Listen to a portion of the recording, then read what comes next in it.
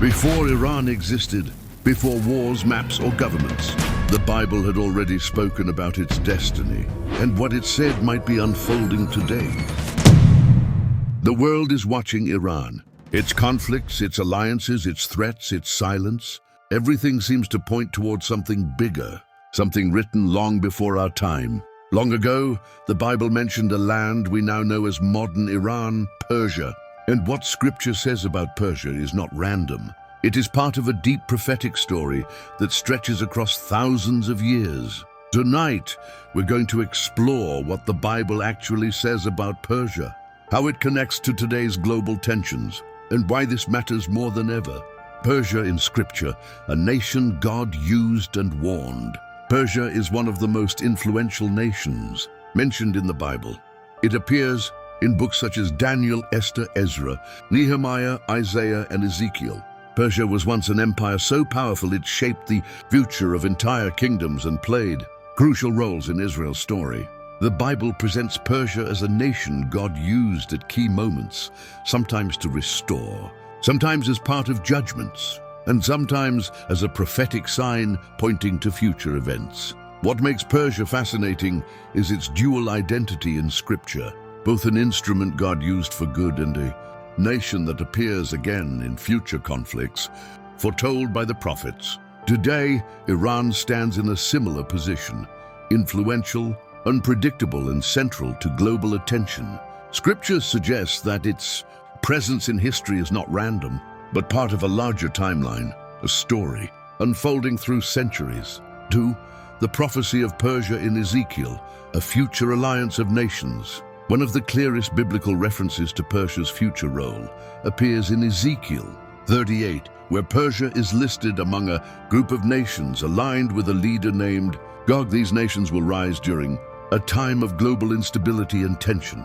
The prophecy doesn't give modern names, but the ancient regions match modern nations such as Russia, Turkey, and Iran. Scholars have studied this prophecy for decades, not because it predicts immediate events, but because it places Persia within a larger global conflict, one that has spiritual and geopolitical dimensions. This doesn't mean Iran is destined for destruction or war. Biblical prophecy is not political prediction, but it highlights Persia as a significant player in a future crisis.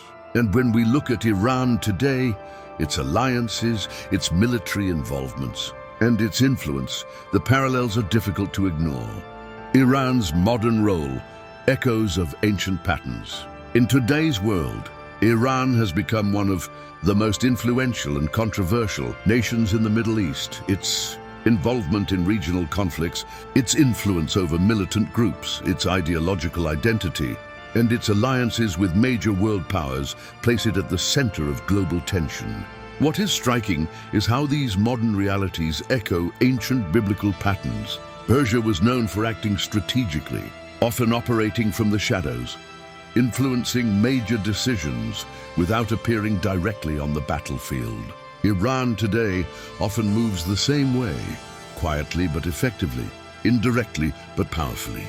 Many scholars believe this isn't coincidence, but part of a prophetic cycle, a cycle where ancient nations reappear as modern players, reflecting spiritual patterns that have existed for centuries. 4. A spiritual battlefield, the invisible side of Persia. The Bible not only speaks of Persia politically, but spiritually. In Daniel, the Prince of Persia is mentioned in a spiritual context, suggesting unseen forces influencing earthly events. Whether symbolic or literal, this highlights Persia as a place where spiritual conflict and earthly conflict overlap. Today, Iran stands between tradition and modernity, between faith and ideology, between history and destiny. This tension makes Iran one of the most spiritually significant nations in the world.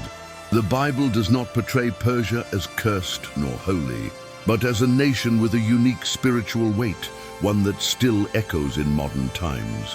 5. Prophecy and hope, not fear but understanding.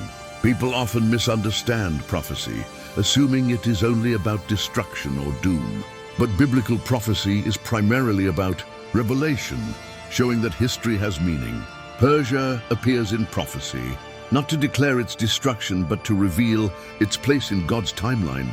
This means the biblical references to Persia are not meant to make us fear Iran or demonize its people.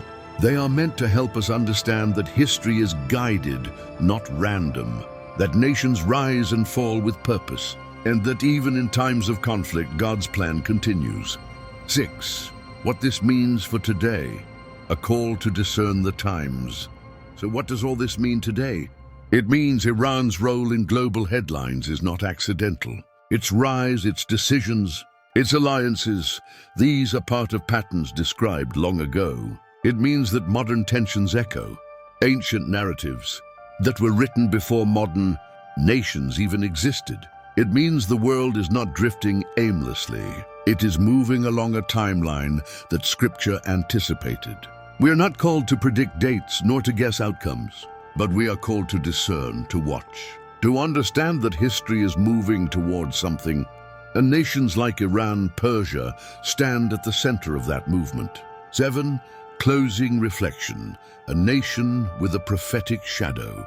If you take anything from this message, let it be this. The Bible does not tell us to fear Iran. It tells us to understand the deeper story behind nations. Persia was once a nation of power, influence, and spiritual significance. Today, Iran still carries that complex identity. We do not know exactly how the future will unfold, but we know God is present in history, present in nations, present in conflict and in peace.